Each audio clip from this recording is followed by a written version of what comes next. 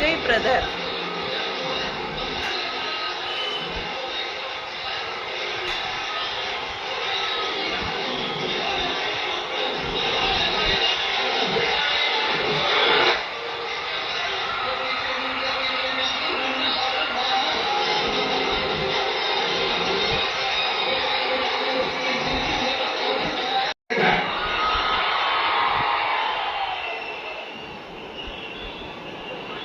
Selfie எடுக்காத ஒரு கூட்டணி கணக்கு, செல்ஃபி எடுக்காத ஒரு தரமாடிட்டு சொல்றேன். காசு கொடுத்து ஓட்டு வாங்கலாம்னு கனவு காண்றாங்கல்ல, அதுவும் இந்த விஜய் வந்ததுக்கு அப்புறம் நடக்கவே நடக்காது.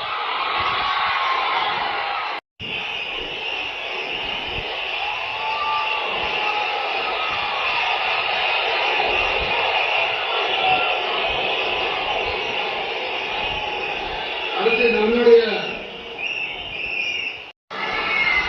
நான் சொல்லணும்னு நினைக்கிறேன், இந்த பணத்தை கொடுத்து ஏமாத்தி ஓட்டு வாங்குற அந்த கலாச்சாரம் ஒழியணும்.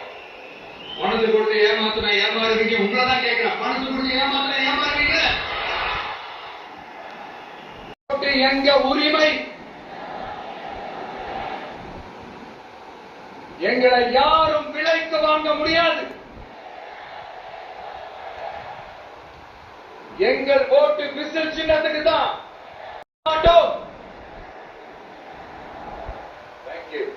அப்படின்னா ஏன் சார் விவசாயிகள் போராட்டம் நடக்குது, ஏன் சார் மீனவர்கள் போராட்டம் நடக்குது, ஏன் தொழிலாளர்கள் போராட்டம் நடக்குது, தூய்மை பணியாளர்கள் போராட்டம் ஏன் நடக்குது, அங்கன்வாடி ஊழியர்கள் போராட்டம், செவிலியர்கள் போராட்டம், மருத்துவர்கள் போராட்டம், மாற்றுத்திறனாளிகள் போராட்டம், அரசு ஊழியர்கள் போராட்டம், ஆசிரியர்கள் போராட்டம், இடைநிலை ஆசிரியர்கள் போராட்டம், பகுதி நேர ஆசிரியர்கள் போராட்டம். இதெல்லாம் காட்சியில் மக்கள் தேவைகளை தீர்க்கிறது தான் நம்மளுடைய ஃபர்ஸ்ட் வேலையே. அதை தீர்க்கிறதுக்கான அந்த தேடி போறது, அதோட சொல்யூஷனை தேடி போறது தான் நம்மளுடைய ஃபர்ஸ்ட் அஜெண்டாவே. கொஞ்சம் வெயிட் பண்ணுங்க, தேர்தல் அறிக்கை ரெடி ஆகிட்டு இருக்கு. தெளிவான ஒரு தேர்தல் அறிக்கையாவது வரும். என்ன நம்புற உங்களை நான் டிசப்பாயிண்ட் பண்ணவே மாட்டேன்.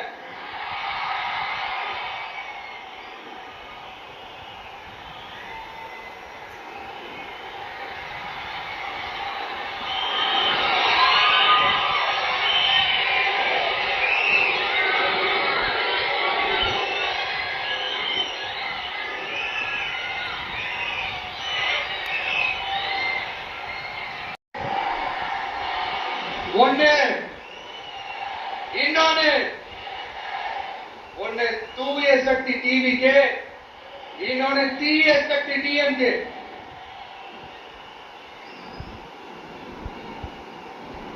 இப்ப நம்ம இந்த எலெக்ஷன் விஷயத்துக்கு வருவோம். விஷயம் என்னப்பா, இவரை மட்டும் தான் எதிர்க்கிறாரு, இவங்களை எதிர்க்க மாட்டேங்கிறாரு, அவங்கள பத்தி எதுவுமே சொல்ல மாட்டேங்கிறாரு. இல்ல நான் கேட்கிறேன், இது யாருக்கான எலெக்ஷன்? தமிழ்நாடு சட்டசபைக்கான ஒரு தேர்வு. இப்ப இங்க யார் ஆட்சியில இருக்கிறாங்க? யாரு பொய்யா வாக்குறுதிகளை கொடுத்து மக்களை ஏமாத்துறது? யாரு மக்கள் விரோத ஆட்சியை நடத்துறது? அப்ப இங்க யார அகற்றணும்? இந்த மக்கள் விரோத திமுக அரசை அகற்றணும்னா நம்ம யாரை எதிர்க்கணும்? எதுக்கு தேவையில்லாம பல முறை மக்கள் ஆல்ரெடி டிலீட் பண்ணவங்களை எதுக்கு நம்மளுடைய கான்சென்ட்ரேஷன், நம்மளுடைய டார்கெட் திமுகன்றப்போ டார்க்னஸ் குள்ள எதுக்கு கல்லெறியணும்? இங்க மக்களை விரும்புற விஜய் வேணுமா, இல்ல மக்கள் விரோத ஆட்சி நடத்துற ஸ்டாலின் சார் வேணுமா? அவ்வளவுதான் இந்த தேர்தலே. இதுக்கு நடுவுல வேற யாருமே கிடையாது. புரியுதுங்களா உங்களுக்கு? என் நெஞ்சில் குடியிருக்கும் சேலம் மக்களே,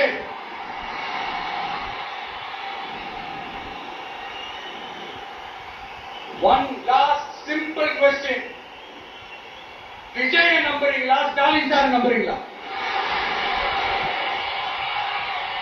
அவ்வளவுதான், முடிஞ்சு போச்சு. கதம் கதம் கதம் கதம். ஒரு முழக்கம் ஒரு நிமிஷம் கூட தூங்க விடாது. இந்த போன லாஸ்ட் வீக் இந்த டிஎன்பிஎஸ்சி அந்த எக்ஸாம்ஸ், இந்த குரூப் 2 எக்ஸாம்ஸ் அதை அனௌன்ஸ் பண்ணிட்டு உடனே அதை கேன்சல் பண்ணிட்டாங்க. இது உலகத்துக்கு எல்லாருக்கும் தெரியும்.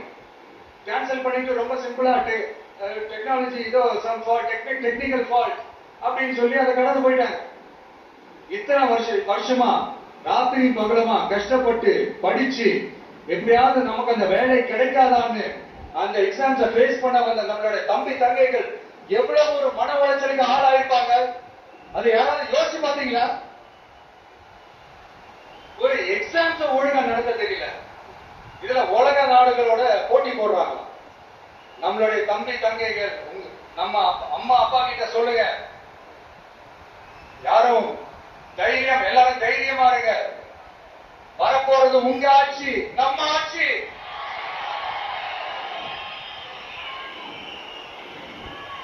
அதனால இந்த மாதிரிலாம் எதுவும் நடக்காம சமூக நீதிக்கான ஒரு நல்ல ஆட்சி அமைப்போம்.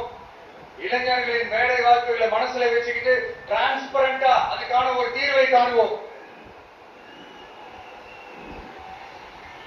நான் விக்கிரவாண்டி மாநாட்டில் பேசும்போது ஒரு பொலிட்டிக்கல் பாம் ஒன்று சொன்ன ஞாபகம் இருக்கா? ஆட்சியிலும் பங்கு அதிகாரத்திலையும் பங்குன்னு ஒன்று சொன்னேன். இப்போ அந்த பொலிட்டிக்கல் பாம் எல்லா கூட்டணியிலையும் வெடிச்சுக்கிட்டு இருக்கு.